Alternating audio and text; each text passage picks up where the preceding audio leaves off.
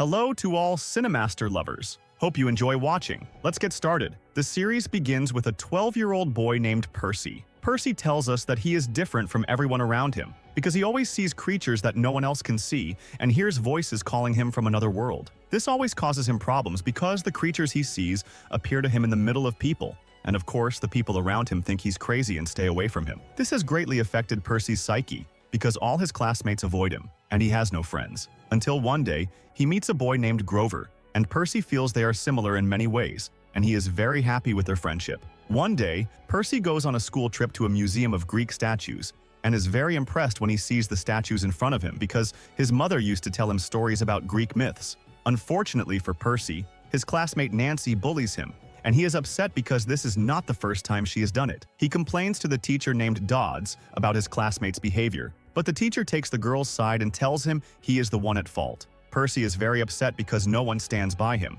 but the teacher Brunner assures him that he believes him and knows he did nothing wrong, giving him a pen to keep because it is very valuable. Percy takes the pen, puzzled by his words. Later, Percy goes outside the museum and sits with his friend Grover, telling him about what Nancy did and saying he wants to get back at her because he can no longer tolerate her behavior, especially since she bullies him for no reason. At that moment, Nancy comes to provoke him for no reason, leading to a fight between Percy and Nancy, and suddenly something very strange happens, as Nancy flies into the air and falls into the water. Percy can't believe what happened because he didn't even touch her. He discovers here that he has a superpower, and suddenly Percy feels a terrifying feeling and notices that the teacher Dodds is approaching him, surprised that her body has transformed into a mythical creature. Suddenly, Dodds attacks him and tries to kill him, but an invisible force defeats Dodds. Naturally, Percy faints from the shock, and when he wakes up, he finds his classmates and teachers gathered around him, not understanding what happened. It seems that only Percy saw what happened. Percy asks the teacher Brunner about what happened to Dodds, and Brunner tells him that there is no teacher named Dodds at the school. Later, Percy and Grover are called to the principal's office, and the principal asks about what happened. Percy defends himself, saying he did nothing to Nancy, but strangely, Grover testifies against his friend for the first time and tells the principal that Percy hurt Nancy and intentionally made her fall into the water. The principal expels Percy from the school, and Percy leaves the school sad and not understanding why all this is happening to him. The teacher Brunner comes to sit next to him and tells him that he believes him and asks him not to be upset about what happened, because the time will come when he will understand everything, but Percy doesn't understand his words and walks away. A little later, Percy returns home feeling frustrated and finds his mother's husband sitting at home as usual, unemployed for a while and wasting all his money on gambling, while Sally, Percy's mother, is the one supporting him. Percy goes to greet his mother, and as soon as she sees him, she hugs him tightly and tells him she believes him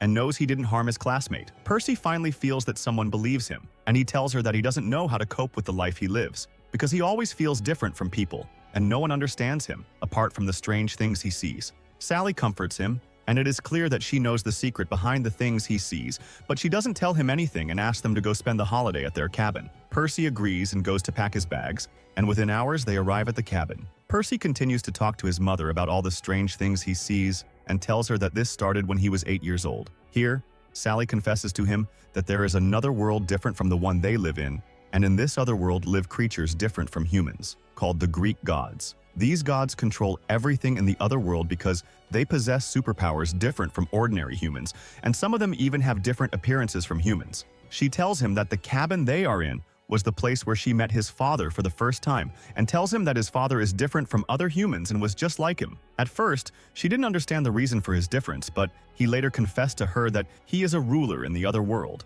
She admits to Percy that all the myths she told him about the Greek gods were true, and that they are not just myths or stories. She tells him that a ruler who marries a human gives birth to a hybrid child who is half human and half ruler and possesses superpowers. Therefore, this is the reason behind the strange things he sees, and also the reason for his superpower that he cannot control. As a result, he is the only one who can see the creatures living in the other world, because he is considered to be living in both worlds, and there is a barrier between these two worlds, and no ordinary human can see what happens in the other world. She surprises Percy by telling him that he is in danger because the evil creatures in the other world target hybrid children in the human world. This means that the lady who was impersonating the teacher Dodds is essentially an evil being living in the other world. Of course, Percy is shocked by what he hears and doesn't want to believe what his mother said. He continues to argue with her, accusing her of lying. Meanwhile, they hear a knock on the door, and when they go to open it, They find Grover, who tells Sally that her son is in danger and begins to transform into a goat. Grover surprises them by telling them he is a mythical creature born in the other world. Then,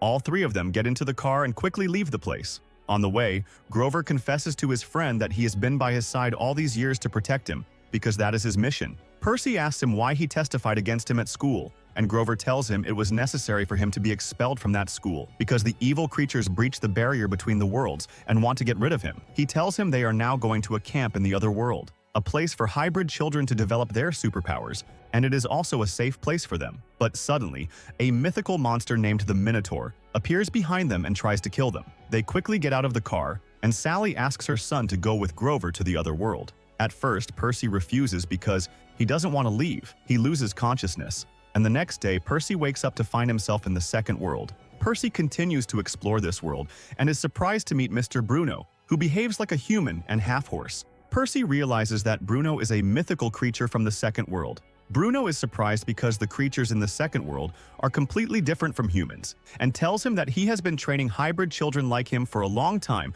to discover their superpowers and learn to control them. He also says he has been by his side since he was born in the first world to protect them from evil. Bruno then takes Percy on a tour around the camp and tells him that the rulers of the second world are 12 in number, each with a unique superpower, and thanks to them, they can control everything in the second world, including nature, rain, wind, and everything else. He tells him that the camp is also divided into 12 houses, each with a certain number of hybrid children who are the offspring of the rulers. However, there are many children in the camp whom the rulers have not yet acknowledged, and Percy is one of them. Percy is upset because his father has not acknowledged him until now, and without acknowledgement, he has no place to stay. Bruno tells him that this is not true, and says that his father is Poseidon, the ruler of the seas and oceans, and one of the strongest rulers in the world. He tells him that his father has built a house specifically for his unacknowledged children, and that Percy will be one of them, and will live there until his father Poseidon decides to officially acknowledge him.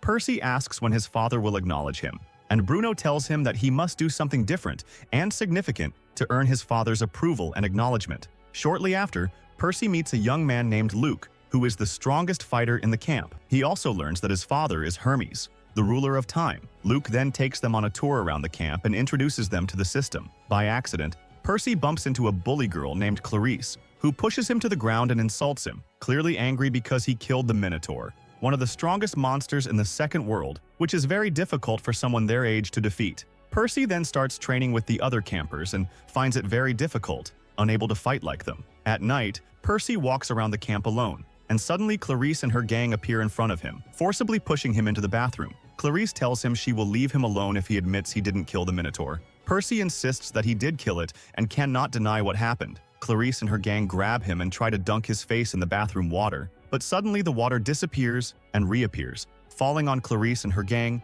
making them all uncomfortable and causing them to flee quickly. Suddenly, a girl named Annabeth appears in front of Percy and tells him he is different from the other campers and invites him to join their team for the competition the next day. Percy agrees, and the next day, before the competition, he asks Luke about the competition's concept. Luke tells him that the competition will be between their team and Clarice's team, and the goal is for one team to capture the other team's flag to win. He tells him that the competition will involve weapons, but the most important rule is that they are not allowed to kill each other. Percy becomes anxious, especially since Clarice hates him and wishes to harm him. Within minutes, the competition between the two teams begins, and Percy notices that the teams are fighting violently, causing him to become very nervous and step away from the competition until it ends. But suddenly, Clarice and her gang appear in front of Percy and try to kill him. Percy tells them that killing is not allowed in the competition, but hatred controls Clarice, and she is not afraid of the consequences, deciding to kill him. Suddenly, Percy's anger transforms into a superpower, and he begins to fight them skillfully, breaking Clarice's magic spear. In the end, Percy's team wins against Clarice's team, and suddenly Annabeth appears in front of Percy and pushes him into the lake behind him. Percy is angry at what she did, but suddenly he finds his wounds healed and is amazed by this magical healing. At that moment, a magic spear appears above Percy, and Annabeth smiles and tells him that his father has officially acknowledged him. Night falls, and Bruno tells Percy that his father has acknowledged him and wants to confess something important. He tells him that his father has a brother named Zeus, the supreme ruler, but the brothers have been estranged for years because Zeus's magic spear was stolen, and Zeus suspects that Percy stole it. Percy is surprised because he did not steal anything. Bruno tells him he believes him, but the problem is that Zeus will declare war on all the rulers and will kill him if he does not return his spear. Percy's current mission is to help them find the spear because he proved his worth today in the competition. Percy tells him he doesn't know how to help them, so Bruno informs him that his father and Zeus have a third brother named Hades, the ruler of the underworld and the world of the dead, known for being the most dangerous ruler because he uses evil to fulfill his desires and is the origin of evil in both worlds. Bruno suspects that Hades stole the spear, so Percy decides to go to the underworld to retrieve the spear from there. But Percy tells him he doesn't want to risk his life for something that isn't worth it, since he has never seen his father and has no interest in helping him. Suddenly, Bruno interrupts their conversation and tells Percy that his mother is still alive, but Hades kidnapped her and imprisoned her in the underworld. Percy is shocked by what he hears and immediately agrees to go to the underworld to save his mother. The next day, Percy visits an oracle to get advice before starting his mission, and the spirit of a man emerges from the oracle's body. This spirit warns him that the person he trusts the most will betray him and be the reason for the mission's failure. Percy is devastated by what he hears. Shortly after, Bruno holds a meeting with all the children and teenagers and asks. Percy chooses two of his friends to accompany him on the mission, selecting Annabeth and Grover. Later, Bruno informs him that the entrance to the underworld is through a portal deep in the earth located in Los Angeles. He warns Percy to be cautious on his way to the portal, as evil creatures will be watching and trying to stop him. Luke then gives Percy a magical shoe that flies when summoned, saying it will be needed for the mission. Percy thanks Luke for his help. The next day, Percy, Annabeth, and Grover are on the bus to Los Angeles. During a stop, Annabeth goes to buy items from a supermarket and encounters Dots, who reacts with surprise that she is still alive. Annabeth puts on the invisibility cap and sits next to her on the bus, asking what she wants from them. Dots demands Percy be handed over, but Annabeth refuses and quickly warns her friends. They flee the bus before any harm comes to them. Later, as they head to the portal, Dots catches up to them, but suddenly turns away when a woman named Medusa appears. They hide their faces like her, learning that Medusa was once an ordinary girl cursed by Athena, turning her into a monster. Anyone who looks into Medusa's eyes turns to stone. Medusa offers Percy and his team refuge in her house until the monsters leave the area. Percy recalls a story about Medusa from his mother and decides to trust her, believing there is good in her. They go to her house where Medusa reveals her past. She loved Poseidon, but he assaulted her, and Athena punished her instead of Poseidon, cursing her into a hideous form with snakes for hair, turning anyone who looked at her into stone. Annabeth becomes jealous and accuses Medusa of lying to tarnish her mother's reputation. Medusa smiles and goes to prepare lunch, asking Percy to help, warning him that his friends will betray him, and inviting him to join her in the underworld. Percy refuses and escapes with his friends. Medusa, enraged, removes her cap and searches for them to turn them into statues. Meanwhile, Percy and his friends hide in the basement, filled with statues of Medusa's victims. Medusa finds them, but Annabeth quickly covers her face with the invisibility cap, and Percy uses his sword to cut off her head. Percy takes Medusa's head outside, showing it to Dots, who turns to stone. He then places Medusa's head in a box and sends it via magical mail to Mount Olympus, the seat of the world's rulers.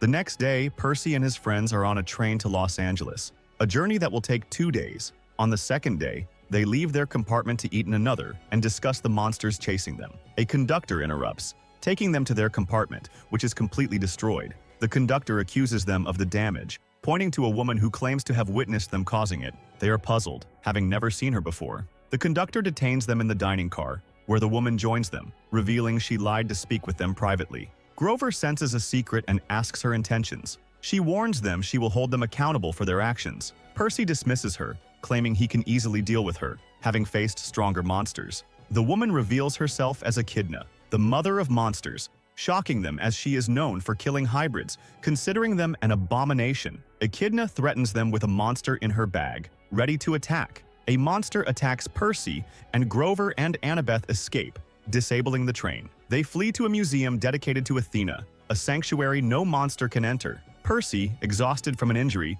is taken outside by his friends to a fountain, hoping the water will heal him since his father rules the seas. However, it fails, as only seawater can heal him. Suddenly, Echidna arrives, forcing them back to the museum, puzzled by her entry. Annabeth explains that Athena is angry with them for sending Dot's drawing in a box, removing the barrier protecting the museum. Percy tells his friends to continue the mission without him, as he must fight Echidna and her monster. Echidna arrives with her monster, and Percy battles it, finding it much stronger. He attempts to escape, But Echidna breaks the ground, creating a chasm. Percy falls into the sea, where a mermaid appears, sent by his father to heal him. Meanwhile, the police arrive at the museum to investigate the destruction, with Annabeth and Grover anxious about their friend's fate. Annabeth notices 3 old women from another world staring at her oddly. They are known as the 3 Fates, or Fates, embodying all destinies. In life, fate for them is represented by a thread, with the first woman responsible for protecting this thread, the second responsible for changing its length, meaning she controls fate, and the last woman responsible for cutting the thread, symbolizing the end of life. She only appears when she sees one of the women cutting the thread in front of her and feels it is a bad omen. Shortly after, Percy emerges from the water with his friends. The first thing Annabeth does is hug him immediately, showing that he is all right, and he tells them he met a mermaid who asked him to go to a place called Santa Monica because the mermaid told him his father would meet him there. They decide to walk to this place because they are now wanted by the law and could be stopped by the police anywhere and arrested. On the way, Percy tells them he discovered today that his father loves him and worries about him. And although the mission was harder than he expected, he is ready to take risks to make his father proud of him. Meanwhile, they hear the sound of a motorcycle approaching quickly and hide. And Annabeth tells them the story of the 3 Fates and informs them that cutting the thread is a bad omen, meaning one of them will die during the mission. Suddenly, the person on the motorcycle reaches them and offers his help, but they tell him they don't need anything from him. However, this person tells them he must help them because they are late in executing the mission. At this point, they are shocked and ask who he is exactly, and he tells them his name is Ares, the son of Zeus, meaning he is Percy's cousin. He informs them that Zeus ordered all his children to search for the spear, but none of them could find it. He asked them to meet him at the restaurant at the end of the street to help them reach the spear.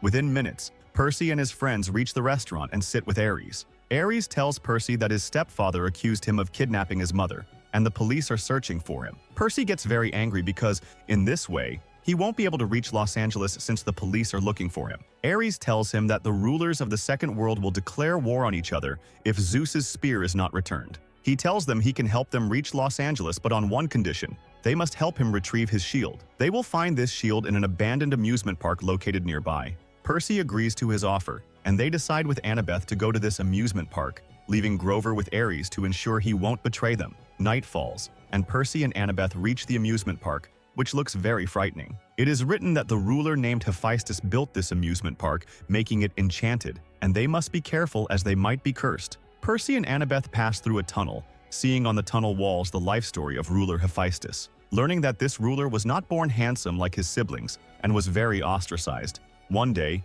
he fell in love with 2 rulers named Aphrodite and Hera, but neither loved him because of his deformed body. Hephaestus decided to kidnap Hera and kept her imprisoned with him forever. Shortly after, Percy and Annabeth exit the tunnel and find themselves in a strange room with a giant statue in front of them, which holds Ares' shield. They notice a gold-painted chair in front of the statue. Annabeth tells Percy that in the past, Hephaestus sent this chair as a gift to Hera, but when she sat on it, she was cursed and turned into a golden statue, and Hephaestus refused to lift the curse until she married Aphrodite first.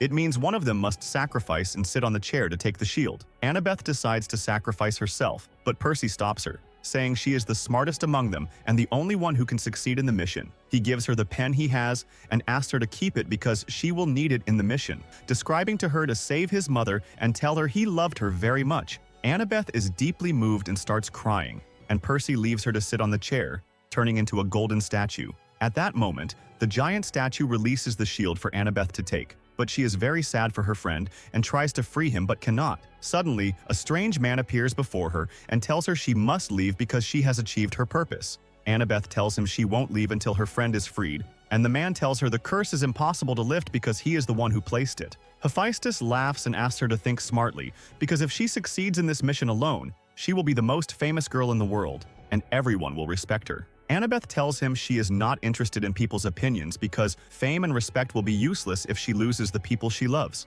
Hephaestus is impressed by her words because she is very wise for her age, and he decides at that moment to break the curse, returning Percy to his normal state. And Annabeth is, of course, very happy and thanks him. Hephaestus tells her she should thank him because she made him realize things he wasn't aware of, and tells her that her mother is very proud of her. Shortly after, Annabeth and Percy reach Ares and give him his shield, and Ares thanks them and tells them he still has a promise to them, taking them to a transport truck and telling them it will take them to Las Vegas, where they will meet the ruler Hermes, the ruler of time, and tells them Hermes is the only one who can help them reach Los Angeles. But the most important thing is to treat him with respect because he controls time. And if he gets angry with them, he could end their time in life. He gives them a bag with some money and things they need for the mission. Then he leaves, and the three of them get in the truck. And Grover discovers that Ares knows the identity of the person who stole Zeus's spear but didn't want to tell them his name. On the way, Annabeth and Percy communicate with Luke through a magical device and tell him they suspect someone in the camp stole the spear, and they tell him everything that happened throughout the day. Luke tells them he suspects Clarice, and Percy is about to tell him they are going to meet his father Hermes. But Annabeth quickly cuts off the contact, saying they can't tell him this because Luke hates his father very much because he killed his mother in the past, unintentionally. The next day, Percy and his friends arrive at the Lotus Casino, and Annabeth reminds them not to eat anything there because all the food in this place is infused with lotus flowers, which cause people to temporarily lose their memory and not feel the passage of time. Percy philosophizes that they should ask Hermes to help them and reconcile with his son in exchange for helping them reach the underworld. After a while, they meet Hermes, who reveals that he knows the reason for their visit because he can see all events happening in the past, present, and future. However, he tells them he cannot help them because this mission is very dangerous. Annabeth offers to reconcile him with his son in exchange for his help. He begins to consider her words and asks how she will reconcile them. She tells him that if his son knew he helped them on the mission, he would be very proud of him, and surely the feelings of hatred inside him would turn into feelings of love and pride. Hermes tells her he wishes he could help them, but the problem is that the consequences would be severe. He tells them he is the only one who knows a secret way to the entrance of the underworld, but the rulers asked him not to reveal this entrance to anyone. However, one day, Hermes revealed the entrance to someone, and when the rulers found out, they were angry at his action and killed him. He tells them he fears for his son, which makes it very difficult for him to help them. Annabeth gets angry at his words and leaves. Hermes tells Percy it would be best for him to leave now because time in the nightclub passes very quickly, meaning that a minute spent inside the nightclub equals hours in the outside world. Percy quickly leaves him and goes to gather his friends. He finds Annabeth and tells her that time has slipped away from them without them realizing it, and informs them that they spent 48 hours in the nightclub. Annabeth explodes because they hadn't even completed half an hour, and uses a spell in the air so they don't feel the time and lose the mission. However, she assures that she has stolen Hermes' car keys to escape. After a while, they find Grover, who has lost his memory and forgotten them completely. Percy tries to remind him of himself and tells him they are on a dangerous mission and need his help to succeed. Grover gets excited about the idea and agrees to go with them. They then head to the garage and start looking for Hermes' car until they find it. They find Hermes has left them a message on the car, telling them he knows they stole his car and has left them some riddles that will help them reach the underworld. He tells them his car is enchanted and will take them to the place that will help them achieve their goal. They then drive off, but suddenly a car appears from the side and hits them. When they get out of the car, they find themselves in front of a large sea. At that moment, Grover regains his memory and remembers everything. Percy asks them and is surprised when a mermaid appears and tells him that his father is very proud of him and has seen everything he has done for him. However, unfortunately, Zeus has declared war and there is no time left to complete the mission. Shang. She asks him to return to the camp to protect himself, but Percy refuses and tells her he has come too far and cannot give up now. He tells her that Hades is the reason for what happened because he is the one who caused the brothers to fall out, and he cannot let him win against them. She gives him 4 magical spheres, which will help him and his friends escape from the underworld, with an extra sphere for Percy's father. The next day, Percy arrives at a mattress store and meets a person named Krusty, who turns out to be one of Poseidon's sons and therefore Percy's brother. Percy tells him he knows he is an evil person, and also knows that the entrance to the magical world is in this store. He asks him to think humanely for once, and allow them to enter through the gate because he wants to save his mother. Krusty points to a bed and asks him to lie on it first, but Percy refuses because he knows all these beds are cursed, and if he lies on one, he will be trapped on it forever. Suddenly, Annabeth appears wearing the invisibility cap and pushes Krusty onto the bed, trapping him. Krusty realizes that those who enter the underworld never return and asks them to reconsider, but they ignore his words and leave him. Percy and his friends then find a door in front of them, and when they enter, they find themselves in the underworld, which is a very frightening and dark place. They all feel tense. They then see a large number of the dead standing in a long line, waiting for the Grim Reaper to assign them to their places. The Grim Reaper notices that Percy and his friends are not dead, so he uses a magical whistle to summon a giant 3-headed dog. Suddenly, the dog tries to attack Percy and his friends, but they run quickly. Suddenly, the dog stops, and they realize that Annabeth has temporarily managed to fend it off. Grover quickly uses his magic shoes to take Percy and fly over the mountain. After a while, Annabeth catches up with them, and they manage to keep the dog away from them. They then see Hades' palace behind them, and the road to the palace is very long, but they do not give up and start moving. On the way, Grover tells them that the magical sphere he took from Percy was lost, so he won't be able to return with them to the original world. He suggests sacrificing himself and staying in the underworld, but Percy refuses to leave him alone and gives him his own sphere, asking him to keep it. Here it becomes clear that Percy has decided to sacrifice himself to save his mother and friends. They then continue walking with their friends, but halfway through they hear a strange sound and start running quickly. Suddenly they stop when they realize Annabeth is not with them. They start looking for her until they find her and ask why she didn't come with them. She tells them that tree branches have wrapped around her legs and she cannot move. She asks them to complete the mission alone and says she will use the magical sphere she has at the earliest opportunity to leave the underworld. Percy and Grover listen to her and are forced to leave her and continue the mission. In the middle of the road, an unknown force drags Grover's shoe towards a large pit, and Grover is unable to control the force pulling him until Percy uses his sword and sticks it into the ground, holding onto his friend tightly until the shoe is removed from his foot and falls into the pit. Meanwhile, Percy hears the sound of something strange in his bag, and when he opens it, he is shocked. Grover is stunned and asks him what brought the spear into his bag, and Percy tells him he has no idea and realizes that this bag was sent by... It becomes clear that Ares was the one with the spear and orchestrated this entire plan for Percy to grow up, go to the underworld, and deliver the spear to Hades himself. Geros suggests that they quickly return to the second world to present the spear to Zeus, preferring not to save their mother. He agrees to go with Hades to the palace to save his mother, and shortly after they arrive at the palace, where Hades greets them personally and shows mercy. Percy asks about his mother's whereabouts, and Hades points her out. She temporarily turns into a golden statue, and Percy shouts at him, asking why he did that. Hades explains that he did it to protect her because the Minotaur was going to get rid of her, and he had no choice but to turn her into a statue. Hades asks him to hand over the trust he has to free his mother, but Percy refuses to give him the spear, telling him it is not his. He realizes that he uncovered the plan with Ares and knows that everything that happened was their scheme to have Percy take the spear unknowingly to the underworld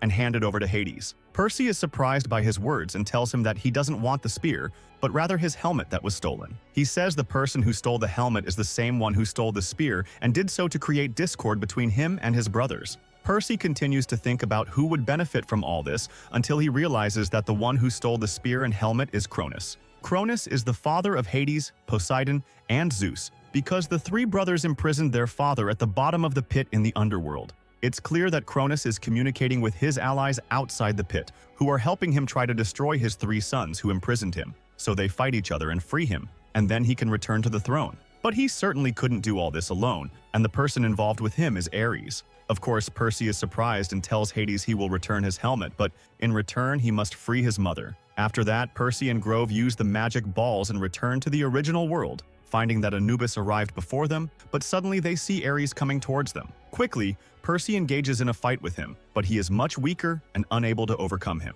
At that moment, a very high wave appears and strikes Ares, allowing Percy to seize the opportunity and engage in a fight with him until he defeats him. Ares surrenders and leaves the helmet, then disappears. Meanwhile, Percy hears a voice calling him from the house in front of him, and when he goes to that house, he finds Dots and realizes she is still alive. Dots tells him she was watching under Hades' orders because he suspected he was the one who stole his helmet. Percy hands her the helmet and asks her to ensure Hades keeps his promise to him. Then, Percy asks his friends to return to the camp again so he can go to Mount Olympus to deliver the spear to Zeus. Anubis fears for him because Zeus might harm him, as he hates hybrid children, believing them to be a sin, and therefore suspected Percy of stealing the spear. But Percy reassures her that he will be fine. The next day, Percy arrives at Mount Olympus, stands before Zeus, and hands him the spear, telling him he didn't steal the spear. He explains that the spear theft was planned by Cronus, and that Ares helped him execute his plan. Zeus tells him he knows this information too late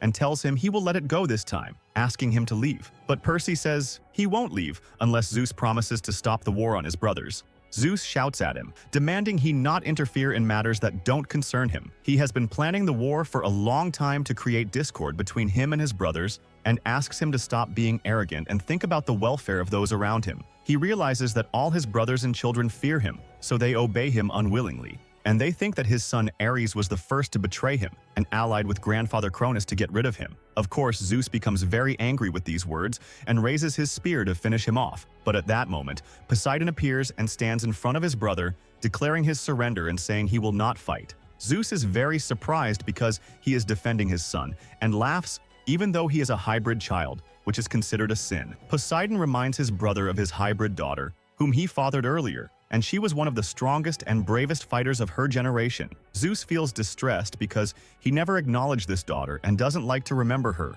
and he leaves. After that, Poseidon goes to embrace his son and tells him he is very proud of his bravery. Poseidon takes out a magic ball from him, uses it on his son, and returns to the camp. Percy realizes that his campmates have made an honorary passage for him and celebrate him for succeeding in the mission. At night, we see Percy walking with Luke, and Percy is very surprised that Clarisse hasn't been expelled yet, even though she helped Ares steal the spear. Luke tells him that no one knows what she did yet. He continues when he told him that the person he trusts the most is the one who will betray him. Here, he realizes that Luke didn't tell anyone that Clarisse stole the spear, which means Luke was the one who stole the spear in the first place. Luke tries to hide what he did. He tells Percy that he indeed did it in agreement with Ares, because he hates all the rulers and believes they deserve destruction. Suddenly, Anubis appears before them and tells Luke she heard everything, and Luke fears punishment and flees the camp. The next day, we see Percy bidding farewell to his friends, returning to the first world, and when he arrives home, he starts looking for his mother everywhere until he finds her coming towards him,